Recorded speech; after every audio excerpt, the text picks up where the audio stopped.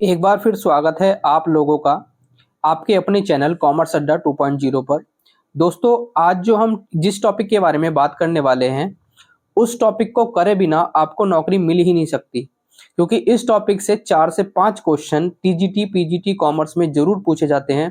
Topic का जो नाम है वो है दोहरा लेखा प्रणाली। आपने टॉपिक देख ही लिया होगा, दोहरा लेखा प्रणाली इस टॉपिक का नाम है। हम इस टॉपिक से टोटल 200 प्रश्न तैयार करेंगे। आज हम इस टॉपिक से पहली सीरीज तैयार करने वाले हैं, जिसमें कि हम 50 क्वेश्चन के बारे में डिस्कस करेंगे और आगे जाके हम 4 सीरीज इसमें से तैयार करेंगे। और उन चारों सीरीजों को करने के बाद आपको कॉन्फिडेंस आएगा और आपको पता लगेगा कि हम इसमें से कितने क्वेश्चंस कर सकते हैं। लेकिन इससे पहले आपसे गुजारिश है कि आप आगे की सीरीज पाने के लिए, हमारे नोटिफिकेशन पाने के लिए हमारे चैनल को जरूर से सब्सक्राइब कर लें। तो चलिए शुरू करते हैं पहले प्रश्न से। तो आपके सामने हमने पहला प्रश्न दिखा दिया है।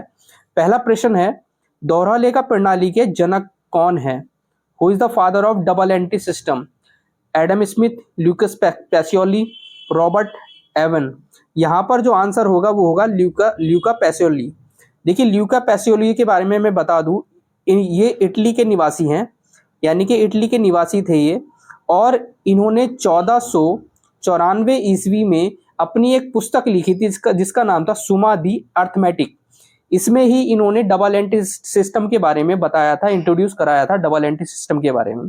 तो इस क्वेश्चन से आपके 2 या 3 क्वेश्चन तैयार हो चुके हैं कि दोहरा लेखा प्रणाली के जनक कौन थे? ल्यूकस पैसियोली, और ये इटली के निवासी थे। और इन्होंने 1494 ईस्वी में अपनी पहली पुस्तक लिखी थी जिसका नाम था सुमा दी अर्थमेटिक।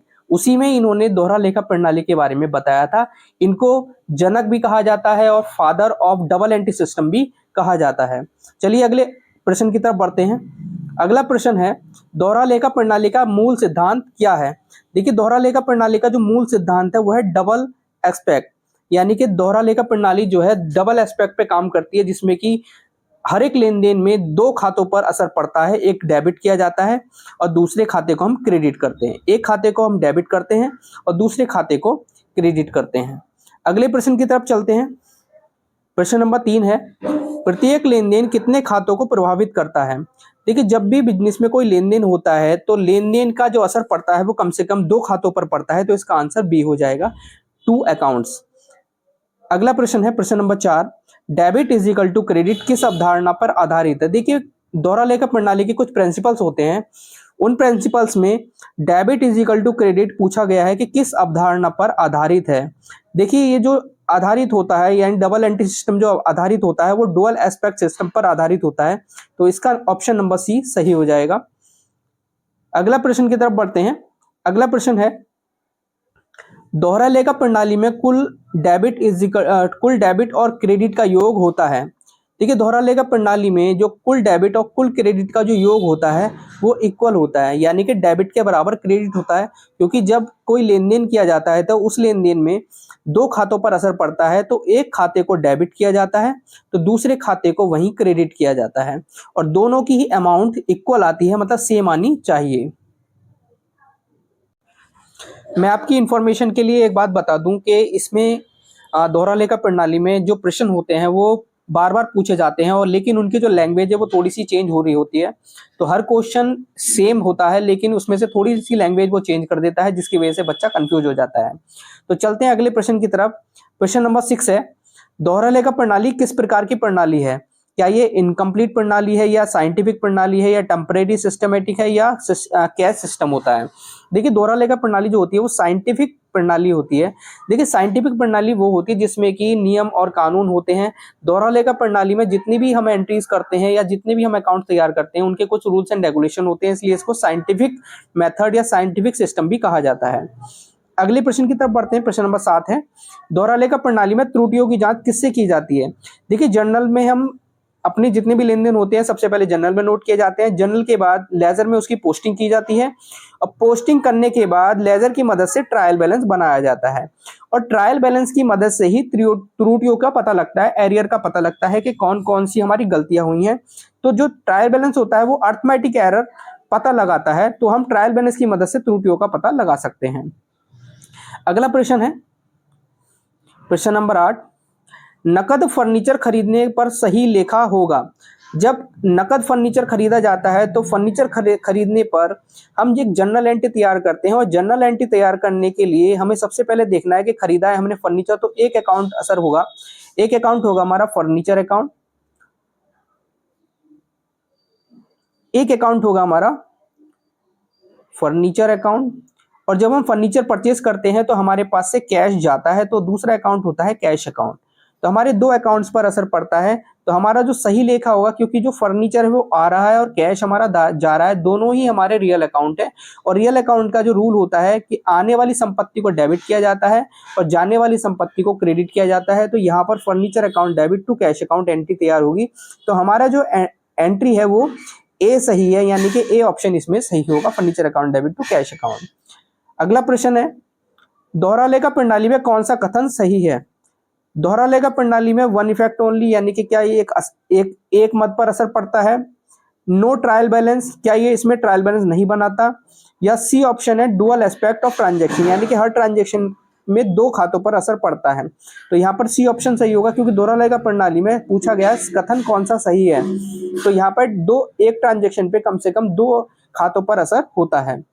क्वेश्चन नंबर 10 है, लाभ ज्ञात किया जाता है, क्या वह बैलेंस शीट से ज्ञात किया जाता है? नहीं, बैलेंस शीट से सिर्फ फाइनेंशियल पोजीशन हमारे फर्म की पता लगती है। ट्रायल बैलेंस से जितने भी अकाउंट्स हम बनाते हैं लेजर में उनका पता लगता है, उनके जो बैलेंस है उसका पता लगता है।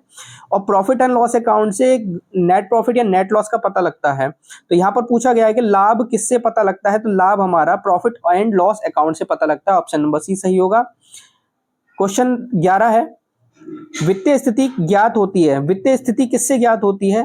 क्या जनरल से? जनरल में जितने भी हमारे लेन देन होते हैं उनकी जनरल एंट्री तैयार होती है। प्रॉफिट और लॉस से नेट प्रॉफिट या लॉस ज्ञात होता है, लेकिन जो बैलेंस शीट होती है उससे हमारी फाइनेंशियल पोजीशन यानी कि वित्तीय स्थिति बिजनेस की पता लगती है। तो सी ऑप्शन इसमें सही है, बैलेंस शीट।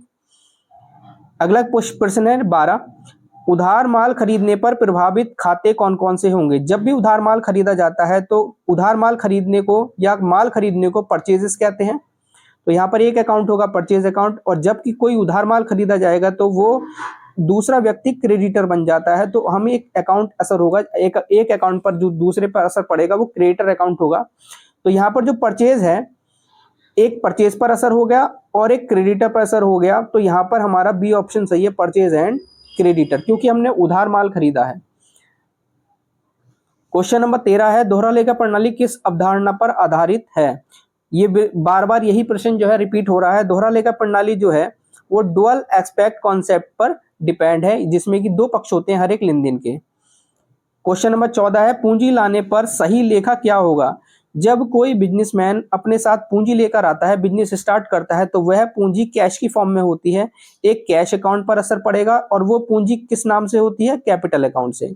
तो यहाँ पर एक कैश अकाउंट होता है और एक कैपिटल अकाउंट होता है। कैश क्योंकि एक रियल अकाउंट है और आने वाली संपत्ति होती है, तो आने वाली संपत्ति को डेबिट किया जाता है। कैपिटल एक पर्सनल अकाउंट है, देने वाले व्यक्ति है उसको क्रेडिट किया जाता है। तो यहाँ पर कैश को डेबिट किया जाएगा और कैपिटल को क्रेडिट किया जाएगा। तो यहाँ पर हमारी ए ऑप्शन बिल्कुल सही होगा। क्वेश्चन नंबर 15, दोहरा लेखा प्रणाली का मुख्य लाभ क्या है? या दोहरा लेखा प्रणाली का मुख्य लाभ क्या है? दोहरा लेखा प्रणाली से क्या काम कम होता है? नहीं। क्या कोई एरर नहीं आती? नहीं।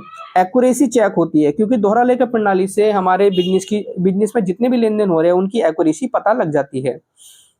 क्वेश्चन नंबर 16 है, कौन सी त्रुटि ट्रायल बैलेंस में नहीं पकड़ में आती? जब ट्रायल बैलेंस बनाया जाता है, क्योंकि मैंने अभी बताया था कि ट्रायल बैलेंस की सहायता से आप अर्थमेटिक जितनी भी एक्यूरेसी है उसको चेक कर सकते हैं, या अगर आपको गणितीय शुद्धता जांचनी है तो ट्रायल बैलेंस की सहायता से आप जांच सकते हैं। तो जितने भी प्रिंसिपल ऑफ एरर होते हैं उनको ट्रायल बैलेंस की मदद से आप नहीं पकड़ सकते। यानी कि अगर आपने कोई प्रिंसिपल ऑफ एरर की है तो उसको आप ट्रायल बैलेंस में नहीं पकड़ सकते कि ये गलती है या नहीं है। तो प्रिंसिपल ऑफ एरर जो है ट्रायल बैलेंस की सहायता से पकड़ में नहीं आती हैं। नेक्स्ट क्वेश्चन है क्वेश्चन नंबर 17, नकद भुगतान करने पर क्या कैश डेबिट किया जाएगा, कैश को क्रेडिट किया जाएगा, या एक्सपेंसेस डेबिट क्रेडिट होगा, या कैपिटल डेबिट होगा? देखिए, जब भी हम नकद भुगतान करते हैं, मान लेते हैं रवि को हमने अगर नकद भुगतान किया तो एक अकाउंट हो गया रवि और दूसरा हमारा कैश अकाउंट, क्योंकि रवि को अगर हमने कैश दिया है तो कैश हमारे पास से जाएगा। रवि एक पर्सनल अकाउंट है और पर्सनल अकाउंट का रूल है जो पाने वाला होता है उसको डेबिट करते हैं। तो रवि यहाँ पर क्योंकि हमने अगर रवि को पेमेंट किया है तो वो रिसीवर होगा, तो उसको डेबिट कर देंगे। कैश एक रियल अकाउंट होता है और रियल अकाउंट का रूल होता है जो संपत्ति जा रही है उसको क्रेडिट कर देंगे। तो यहाँ पर रवि को डेबिट किया है, कैश को क्रेडिट किया है। तो हमसे पूछा गया नकद भुगतान करने पर कैश को क्रेडिट किया जाएगा या डेबिट। यहाँ पर कैश को क्रेडिट किया जाएगा, तो ऑप्शन नंबर बी इसमें सही है। क्वेश्चन नंबर 18 है, दोहरा लेखा प्रणाली का प्रयोग होता है। दोहरा लेखा प्रणाली का प्रयोग कहाँ पर होता है? बैंकों में, गवर्नमेंट ओनली या ऑल बिजनेस। दोहरा लेखा प्रणाली ये ऑल बिजनेस यानी कि सभी प्रकार के बिजनेस में काम करता है। सभी बिजनेस दोहरा लेखा प्रणाली को यूज करते हैं, उसी से खाते बनाते हैं। क्वेश्चन नंबर 19 है, दोहरा लेखा प्रणाली में लेखांकन किया जाता है। 1 बुक, 2 बुक, जर्नल और लेजर। जर्नल और लेजर दोनों में ही लेखांकन किया जाता है दोहरा लेखा प्रणाली की सहायता से। ऑप्शन नंबर सी सही होगा। क्वेश्चन 20 है, every debit has equal credit. Her debit का एक क्रेडिट होता है, मतलब अगर किसी ट्रांजेक्शन को करा गया है तो एक ट्रांजेक्शन को करा गया है तो उसमें दो पक्षों पर असर पड़ता है, एक को डेबिट किया जाता है, दूसरे को क्रेडिट किया जाता है। तो इसमें पूछा गया है इसमें कौन सा एस्पेक्ट है, तो यहाँ पर डुअल इफेक्ट पड़ेगा, यानी कि दो असर पड़ेंगे, एक डेबिट होगा दूसरा क्रेडिट होगा। ऑप्शन नंबर सी सही है। क्वेश्चन नंबर 21 है, दोहरा लेखा प्रणाली में द्विपक्षीय प्रभाव का अर्थ क्या होता है? द्विपक्षीय प्रभाव का मतलब होता है एक लेन देन का असर दो पक्षों पर पड़ता है, तो यहाँ पर दो अकाउंट्स पर असर पड़ता है, तो ऑप्शन नंबर सी सही होगा। ऑप्शन नंबर सी इसमें सही है। क्वेश्चन नंबर 22 है, यदि नकद में किराया दिया गया है तो सही लेखा क्या होगा? अगर आपने नकद में किराया दिया है तो किराए को रेंट कहा जाता है, और नकद दिया है तो दूसरा अकाउंट है आपका कैश अकाउंट। और किराया जो होता है वो नॉमिनल अकाउंट होता है। नॉमिनल अकाउंट का रूल होता है जितने भी खर्चे होते हैं उनको डेबिट करते हैं, क्योंकि रेंट एक खर्चा है उसको डेबिट करेंगे। कैश एक रियल अकाउंट है, और रियल अकाउंट का रूल होता है जाने वाली संपत्ति को क्रेडिट करते हैं। तो यहाँ पर कैश हमारे पास से जाता है तो इसलिए हमने इसको क्रेडिट किया है। पूछा गया rent paid in cash will be recorded as. यहाँ पर एंट्री बतानी है, cash account debit to rent होगा या rent debit cash account credit होगा। तो यहाँ पर हमने रेंट को डेबिट किया है और कैश को क्रेडिट किया है, तो यहाँ पर बी ऑप्शन सही होगा। अगला प्रश्न है प्रश्न नंबर 23, दोहरा लेखा प्रणाली में कौन सा कथन असत्य है? मतलब हमसे पूछा है कि कौन सा रॉन्ग है। डेबिट इक्वल क्रेडिट बिल्कुल सही है, क्योंकि डेबिट और क्रेडिट बराबर होते हैं। Trial balance can be prepared बिल्कुल सही बात है, क्योंकि दोहरा लेखा प्रणाली की सहायता से ट्रायल बैलेंस भी बनाया जा सकता है, तो ये ऑप्शन भी ठीक हो गया।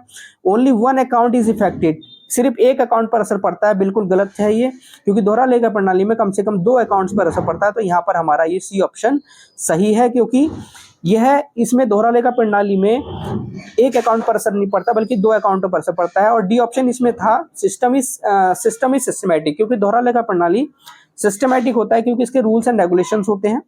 तो ऑप्शन नंबर सी इसमें सही है, क्योंकि असत्य पूछा था। दोहरा लेखा प्रणाली का मुख्य उद्देश्य क्या है? क्या इससे टैक्स बचता है? नहीं। एक्यूरेट अकाउंटिंग बिल्कुल सही ऑप्शन है, क्योंकि दोहरा लेखा प्रणाली का जो उद्देश्य होता है वो हमारा होता है अकाउंट्स को सही तरीके से बनाना, इससे काम भी कम नहीं होता है। अवॉइड प्रॉफिट ये भी गलत है, ऑप्शन नंबर 20 में सही है।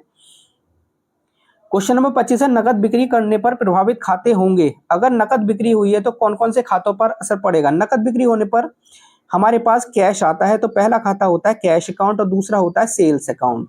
तो इसमें कैश और सेल दोनों पर असर पड़ेगा, तो यहाँ पर ऑप्शन नंबर ए सही है, कैश एंड सेल्स। क्वेश्चन 26 है, ट्रायल बैलेंस का मुख्य कार्य क्या है? ट्रायल बैलेंस लेजर के बाद ट्रायल बैलेंस बनाया जाता है, जिसका मुख्य उद्देश्य होता है जितनी भी अर्थमेटिक एक्यूरेसी है या अशुद्धता है उससे पता लगती है, तो ऑप्शन नंबर सी है, check arithmetical accuracy. Question number 27 है, दोहरा लेखा प्रणाली में लाभ हानि ज्ञात की जाती है। दोहरा लेखा प्रणाली में जो लाभ हानि ज्ञात की जाती है वो प्रॉफिट एंड लॉस अकाउंट से ज्ञात की जाती है। ट्रायल बैलेंस से सिर्फ आप अकाउंट्स का बैलेंस चेक करते हैं, किस अकाउंट का कितना बैलेंस है। बैलेंस शीट से फाइनेंशियल पोजीशन चेक की जाती है, और जर्नल से सारे जो लेन देन होते हैं उनको रिकॉर्ड किया जाता है। तो यहाँ पर ऑप्शन नंबर सी सही है, क्योंकि हमसे लाभ पूछा है कि लाभ हानि कैसे ज्ञात होती है, तो प्रॉफिट एंड लॉस अकाउंट से की जाती है। उधार बिक्री करने पर प्रभावित खाते कौन से होंगे? अगर आपने उधार सेल करी है तो सेल करने पर एक पहला अकाउंट प्रभावित होगा, सेल अकाउंट, और उधार करी है तो जिसको उधार करते हैं वो डेटर्स होता है, तो एक होगा डेटर। तो दो खातों पर असर पड़ रहा है, सेल्स एंड डेटर, तो यहाँ पर sales and debtor B option सही है। क्वेश्चन नंबर 29 है, दोहरा लेखा प्रणाली में कौन सा खाता नाम मात्र खाता है? नाम मात्र खाते वो होते हैं जिसमें कि सारे एक्सपेंसेस आते हैं या इनकम्स आती हैं, एक्सपेंसेस एंड लॉस और इनकम।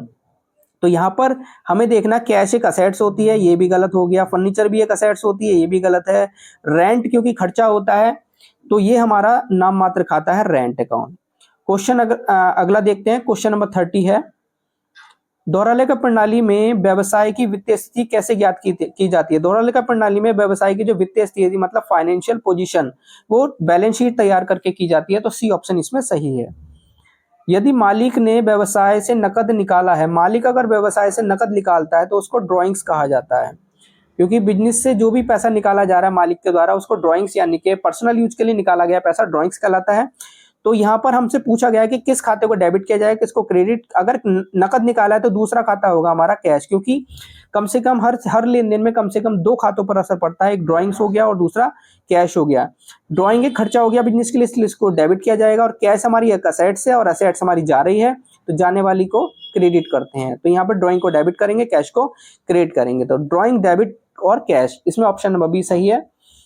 क्वेश्चन नंबर 32 है, दोहरा लेखा प्रणाली में कौन सा खाता वास्तविक खाता है? देखिए वास्तविक खाते वो होते हैं जितनी भी हमारी असेट्स होती हैं उनको वास्तविक खाता कहा जाता है। सैलरी एक नॉमिनल अकाउंट है, खर्चा होता है, ये नहीं होगा। कैश एक हमारी असेट्स होती है, संपत्ति होती है, इसमें ऑप्शन नंबर बी सही है। कैपिटल एक पर्सनल अकाउंट है, ये भी गलत है। क्रेडिटर हमारा एक पर्सनल अकाउंट है, ये भी गलत है। तो कैश हमारी संपत्ति है, इसमें आपका जो ऑप्शन नंबर बी है वो बिल्कुल सही है, क्योंकि असेट्स है वो, इसलिए वास्तविक खाता है। क्वेश्चन नंबर 33 है, दोहरा लेखा प्रणाली में प्रत्येक लेन देन का लेखा किया जाता है। देखिए दोहरा लेखा प्रणाली में हर एक लेन देन कहाँ कहाँ जाता है? क्या एक ही बुक में? नहीं। टू बुक में? नहीं। जनरल और लेजर दोनों में जाते हैं, क्योंकि दोहरा लेखा प्रणाली में जो जब लेन देन किया जाता है सबसे पहले वो जनरल में जाता है, फिर उसके बाद लेजर में जाता है। अगला है 34, नकद प्राप्त होने पर नकद खाता यानी कि कैश अकाउंट, नकद को कैश कहा जाता है, तो नकद को क्रेडिट होगा या डेबिट करेंगे, यहाँ पर पूछा गया है। देखिए क्वेश्चन समझने में थोड़ी सी परेशानी हो सकती है, क्योंकि इसमें लैंग्वेज जो है इसी तरीके से क्वेश्चन पूछा जाता है। नकद प्राप्त होने पर नकद खाता डेबिट होगा या क्रेडिट होगा या क्लोज होगा? तो यहाँ पर अगर नकद प्राप्त हो रहा है तो आपके पास क्या आएगा? कैश आएगा। और दूसरा देने वाला मैं सपोज कर ले रहा हूँ ए है, तो ए एक खाता हो जाएगा। तो कैश एक संपत्ति है यानी कि रियल अकाउंट है, तो इसको हम डेबिट करेंगे, क्योंकि कैश आ रहा है, आने वाली चीज डेबिट होती है। और जो ए है वो देने वाला है, मतलब पर्सन है, पर्सन जो होता है देने वाला उसको क्रेडिट किया जाता है। तो पूछा गया नकद प्राप्त होने पर नकद खाता क्या होगा? डेबिट होगा। तो ऑप्शन नंबर ए सही है। क्वेश्चन नंबर 35 है, दोहरा लेखा प्रणाली में कौन सा खाता व्यक्तिगत खाता है? व्यक्तिगत खाता मतलब किसी पर्सन का नाम अगर आता है तो व्यक्तिगत खाता होगा। यहाँ पे कैश अकाउंट एक रियल अकाउंट है क्योंकि असेट्स है, मशीन भी एक रियल अकाउंट है क्योंकि असेट्स है, और राम एक पर्सन का नाम है इसलिए हमारा ये व्यक्तिगत खाता हो गया। तो हमारा ऑप्शन नंबर सी सही है। सैलरी जो है वो एक नॉमिनल अकाउंट है क्योंकि ये खर्चा होता है। अगला क्वेश्चन नंबर 36 है, ट्रायल बैलेंस सामान्यतः बनाया जाता है बिगिनिंग ऑफ द ईयर मतलब साल के शुरू में, end of the accounting period. इसमें ऑप्शन नंबर बी सही होगा, क्योंकि ट्रायल बैलेंस जो बनाया जाता है वो अकाउंटिंग पीरियड के लास्ट में बनाया जाता है, क्योंकि ट्रायल बैलेंस की मदद से ही हम ट्रेडिंग अकाउंट बनाते हैं, प्रॉफिट एंड लॉस अकाउंट बनाते हैं और एक बैलेंस शीट बनाई जाती है। तो इन सभी को तैयार करने के लिए ट्रायल बैलेंस हमें चाहिए, और ट्रायल बैलेंस जो बनाया जाता है वो लास्ट में ही बनाया जाता है, क्योंकि ये सारे trial balance, trading account, profit and loss account और बैलेंस शीट भी लास्ट में बनाई जाती है, इसलिए ट्रायल बैलेंस की जो जरूरत महसूस होती है वो लास्ट में ही महसूस होती है। तो बी ऑप्शन इसमें सही है। क्वेश्चन नंबर 37 है, दोहरा लेखा प्रणाली में खर्च बढ़ने पर, अगर दोहरा लेखा प्रणाली में खर्च बढ़ता है तो उसको डेबिट करेंगे या क्रेडिट? तो यहाँ पर हमसे पूछा गया है, तो आंसर है हमारा इसमें expenses account is credited, expenses account is debit और कैश अकाउंट इज डेबिट। जब हमारा खर्चा बढ़ता है तो खर्चा जो होता है, सपोज एक एग्जांपल हम ले रहे हैं सैलरी पेड, तो सैलरी अगर पेड की जाएगी तो खर्चा बढ़ेगा। तो यहाँ पर दो खातों पर असर पड़ेगा, एक तो कैश और दूसरा सैलरी, कैश एंड सैलरी। अब कैश जो है वो सैलरी देने पर जाता है, मतलब रियल अकाउंट है, और रियल अकाउंट पे जो संपत्ति जा रही है उसको क्रेडिट करेंगे, और सैलरी एक हमारा नॉमिनल अकाउंट है, और नॉमिनल अकाउंट में जो खर्चे होते हैं उनको डेबिट करते हैं। तो यहाँ पर जो एंट्री बनेगी salary account debit to cash account, यहाँ पर एंट्री तैयार होने वाली है। तो लेकिन हमसे हमारे पास जो ऑप्शन है वो expenses account is credited.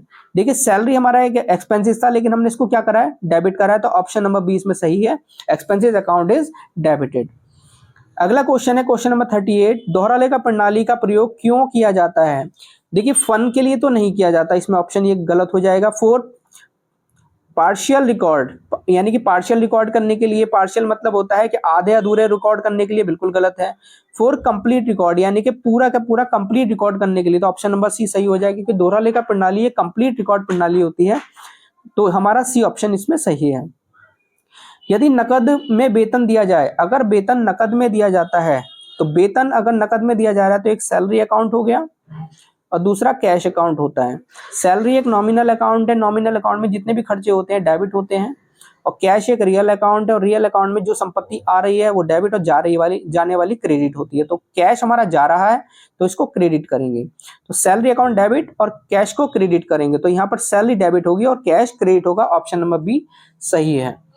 Question 40 है, दोहरा लेखा प्रणाली में देनदार कौन सा खाता है? देखिए दोहरा लेखा प्रणाली में जो देनदार होता है वो एक पर्सन होता है, और पर्सन जो होते हैं वो आपके पर्सनल अकाउंट होते हैं। रियल अकाउंट हमारी संपत्तियां होती हैं, नॉमिनल अकाउंट खर्चे और इनकम होते हैं, पर्सनल अकाउंट हमारे व्यक्तियों के नाम होते हैं, जैसे राम हो गया, रवि हो गया, और जितनी भी हमारी फर्म्स होती हैं या जितनी भी हमारी संस्थाएं हैं वो सारी पर्सनल अकाउंट होती हैं। रिवेन्यू अकाउंट कोई अकाउंट नहीं है। क्वेश्चन नंबर अगला है 41, बैलेंस शीट में क्या दर्शाया जाता है? देखिए बैलेंस शीट में असेट्स और लायबिलिटी दर्शाई जाती है। बैलेंस शीट का एक फॉर्मेट होता है। बैलेंस शीट के फॉर्मेट में आपका जो लेफ्ट साइड है उसमें लायबिलिटीज आती हैं और जो राइट साइड होती है उसमें असेट्स आती हैं। तो इसमें असेट्स और लायबिलिटी ही शो की जाती है, तो ऑप्शन नंबर सी सही हो जाएगा। देखिए प्रॉफिट नहीं आता है क्योंकि प्रॉफिट तो प्रॉफिट एंड लॉस अकाउंट में जाता है। दोहरा लेखा प्रणाली में पूंजी खाता क्या रियल अकाउंट है, नॉमिनल है या पर्सनल है? देखिए पूंजी खाता जो होता है, क्योंकि पूंजी बिजनेसमैन द्वारा लगाई जाती है और बिजनेसमैन एक पर्सन होता है, इसलिए ये पूंजी खाता एक पर्सनल अकाउंट है। ऑप्शन नंबर सी सही है इसमें। 43 क्वेश्चन है, नकद खरीद पर का सही लेखा क्या होगा? अगर आपने नकद खरीद करी है, मतलब कैश में माल खरीदा है, तो माल खरीदने को परचेज अकाउंट कहा जाता है, और नकद खरीदा है तो एक अकाउंट होगा कैश अकाउंट।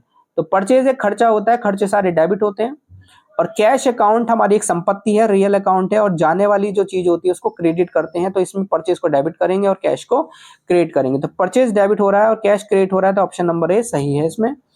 क्वेश्चन नंबर 44 है, दोहरा लेखा प्रणाली में कौन सा नियम हमेशा सही है? सही पूछा गया है। असेट्स बराबर खर्चे होते हैं, बिल्कुल गलत है। डेबिट इजिकल टू क्रेडिट बिल्कुल सही है, क्योंकि डेबिट के बराबर क्रेडिट होता है। हर एक लेन देन में एक खाता डेबिट किया जाता है, दूसरा क्रेडिट किया जाता है, और दोनों की अमाउंट सेम होनी चाहिए, तो डेबिट इजिकल टू क्रेडिट बिल्कुल सही ऑप्शन है। क्वेश्चन है आपका 45, ट्रायल बैलेंस किस पर आधारित है? देखिए ट्रायल बैलेंस किस पर आधारित है? क्या ये सिंगल एंट्री सिस्टम है? नहीं, डुअल एस्पेक्ट पर आधारित होता है। कम से कम 2 खातों पर असर होता है, तो इसलिए डुअल एस्पेक्ट पर आधारित होता है ट्रायल बैलेंस। नेक्स्ट है आपका 46, दोहरा लेखा प्रणाली में कौन सा विवरण तैयार नहीं किया जाता? दोहरा लेखा प्रणाली में कौन सा विवरण तैयार नहीं किया जाता? ट्रायल बैलेंस भी तैयार होता है, बैलेंस शीट भी तैयार होती है, प्रॉफिट एंड लॉस भी तैयार होता है, लेकिन जो मेमोरेंडम ऑफ एसोसिएशन होता है मेमोरेंडम जो होता है ये हमारा कोई अकाउंट नहीं होता, इसको तैयार नहीं करते हैं। क्वेश्चन नंबर 47 है, यदि माल बेचा गया तो बिक्री खाता क्या होगा? डेबिट होगा, क्रेडिट होगा, क्या होगा? तो अगर आपने माल बेचा है तो माल बेचने पर एक सेल अकाउंट हो जाता है और दूसरा कैश अकाउंट हो जाता है। सेल एक रिवेन्यू होता है, यानी कि इनकम होती है, और एक नॉमिनल अकाउंट है ये, क्योंकि ये इनकम होती है और सारी इनकम क्रेडिट की जाती है, तो सेल अकाउंट आपका क्रेडिट किया जाएगा। बी ऑप्शन इसमें सही है। क्वेश्चन नंबर 48 है, दोहरा लेखा प्रणाली में आय बढ़ने पर, जब दोहरा लेखा प्रणाली में आय बढ़ती है, नॉमिनल अकाउंट का रूल होता है, सारे खर्चे डेबिट होते हैं और जितनी भी इनकम्स होती हैं वो क्रेडिट की जाती हैं। तो इनकम अगर बढ़ेगी तो उसको क्रेडिट करेंगे, तो यहाँ पर इनकम अकाउंट को क्रेडिट किया जाएगा। ऑप्शन नंबर बी सही है। क्वेश्चन नंबर 49 है, दोहरा लेखा प्रणाली में ड्राइंग खाता असेट्स है, लायबिलिटी है, कैपिटल डिडक्शन है? क्योंकि जो ड्राइंग्स होती है, ड्राइंग्स क्या मतलब अब पहले समझिएगा ड्राइंग्स क्या होती है। क्योंकि जब कोई बिजनेसमैन अपनी कैपिटल से पैसा निकालता है तो उसको ड्राइंग्स कहते हैं। अगर पर्सनल यूज के लिए उसने पैसा निकाला है तो उसको ड्राइंग्स कहा जाएगा। इससे उसकी कैपिटल पे क्या असर पड़ेगा? कैपिटल कम हो जाती है, तो यहाँ पर ऑप्शन नंबर सी सही है, कैपिटल डिडक्शन। क्वेश्चन नंबर 50 है, दोहरा लेखा प्रणाली को किस नाम से जाना जाता है? देखिए इनकम्प्लीट सिस्टम नहीं है, ये कंप्लीट सिस्टम होता है। सिंगल एंट्री सिस्टम भी नहीं है, क्योंकि इसमें सिंगल एंट्री नहीं होती है। डबल एंट्री सिस्टम होता है, क्योंकि इसमें 2 खातों पर असर पड़ता है। यह एक साइंटिफिक सिस्टम होता है, क्योंकि इसमें रूल्स एंड रेगुलेशन का प्रयोग करके ही हम खाते तैयार करते हैं, तो इसमें ऑप्शन नंबर सी सही है। यह एक सिस्टमेटिक सिस्टम होता है, साइंटिफिक सिस्टम होता है। देखिए इस सीरीज में हमने टोटल 50 क्वेश्चंस कवर किए हैं। अगली सीरीज पाने के लिए हमारे चैनल को जरूर से जरूर सब्सक्राइब कर लें, क्योंकि कल ही मैं दोबारा से नई सीरीज डालूंगा, और लगे रहिए क्योंकि टीजीटी पीजीटी के जो कॉमर्स का पेपर है वो जल्द ही आपके सामने आने वाला है। तो आप जब तक तैयारी करते रहिए और मैं रोज आपको वीडियो देता रहूंगा इस तरह की,